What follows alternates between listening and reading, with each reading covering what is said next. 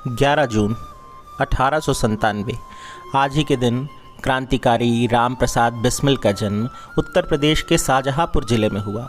माता मूला रानी और पिता मुरलीधर के पुत्र के रूप में। राम प्रसाद बिस्मिल के बारे में आप सब जानते हैं कि उन्हें काकोरी कांड के मुकदमे के नाटक के बाद 19 दिसंबर 1927 पर गोरखपुर की जेल में फांसी पर चढ़ा दिया गया। लेकिन क्या आप जानते हैं कि इस सरफरोश क्रांतिकारी के बहुआयामी व्यक्तित्व में संवेदनशील कवि, साहित्यकार और इतिहासकार के साथ एक बहुभाषावादी अनुवादक भी था। लेखन या कवि कर्म के लिए बिस्मिल के अलावा उनके दो और नाम थे, राम और अज्ञात। क्या आप जानते हैं 30 साल के जीवन काल में उन्होंने कुल मिलाकर 11 पुस्तकें लिखी और जो प्रकाशित भी हुईं, लेकिन सब के सब अंग्रेज़ों के द्वारा जब्त कर ली गईं। संभवतः वह दुनिया के पहले ऐसे क्रांतिकारी थे जिन्होंने क्रांतिकारी के तौर पर लिखी अपनी किताबों से हुई आय से हथियार खरीदे थे। बिस्मिल के क्रांतिकारी जीवन की शुरुआत 1913 में अपने समय के आर्य समाज और वैदिक धर्म के प्रमुख प्रचारकों में से एक भाई परमानंद, जो अमेरिका में गदर आंदोलन के साथ जुड़े हुए थे, उनके स्वदेश लौटने से हुई। उन्हें गिरफ्तार कर लिया गया था और गदर षड्यंत्र के मामले में फांसी की सज़ा सुनाई गई थी। इस बात को सुनकर रामप्रसाद बिस्मिल ने मेरा जन्म शीर्षक से कविता रची और ब्रिटिश साम्राज्य के समूल विनाश की प्रतिज्ञा कर ली। हालांकि बाद में परमानंद की फांसी काले पानी में बदल दी गई और उन्हें अंडमान जेल भेज दिया गया। 1920 में अंग्रेज़ों के द्वारा दीनबंधु के नाम से प्रसिद्ध C.F. एंड्रयूज़ के कहने पर उन्हें जेल से रिहा भी कर दिया गया। लेकिन तब तक बिस्मिल के रास्ते पूरी तरह अलग हो चुके थे। यहाँ ये भी जानना दिलचस्प है कि बिस्मिल को शहादत भले ही क्रांतिकारी आंदोलन के लिए धन जुटाने की कवायद के तौर पर लखनऊ के काकोरी स्टेशन के पास हुई लूट के कारण दी गई, लेकिन क्या आप जानते हैं उससे पहले उन्होंने मैनपुरी षड्यंत्र में भी अपनी भूमिका निभाई थी। वहाँ औरैया के प्रसिद्ध क्रांतिकारी पंडित गेंदालाल दीक्षित के साथ पैदल सैनिकों के अलावा घुड़सवारों और हथियारों से संपन्न मातृदेवी संगठन के बैनर पर बिस्मिल ने अंग्रेज़ों के खिलाफ जो सशस्त्र संघर्ष चलाया था, उसमें एक मुकाबले में कहते हैं 50 गोरे सैनिक मार दिए गए थे।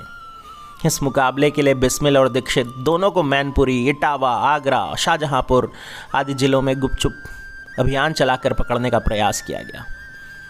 उन दिनों बिस्मिल ने देशवासियों के नाम संदेश नाम का एक पम्पलेट भी जारी किया था और मैनपुरी की प्रतिज्ञा शीर्षक से कविता भी लिखी थी।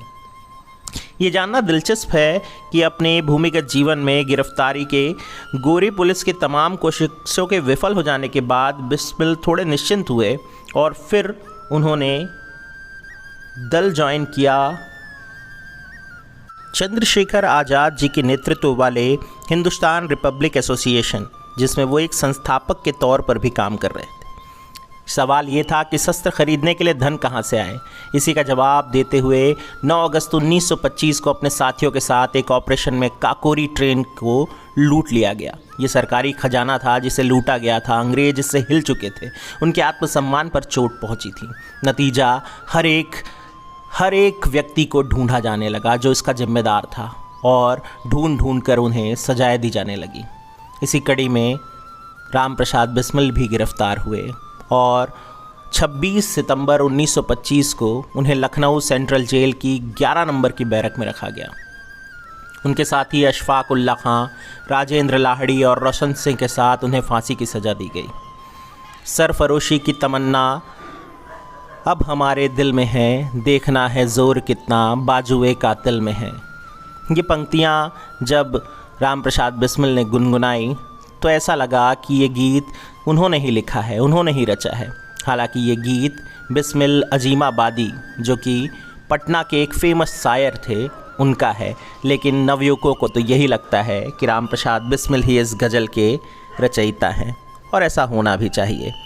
खैर, क्या आप जानते हैं कि राम प्रसाद बिस्मिल उन बिरले व्यक्तियों में से रहे जिन्होंने अपने नाम के साथ बिस्मिल टाइटल जोड़ा था।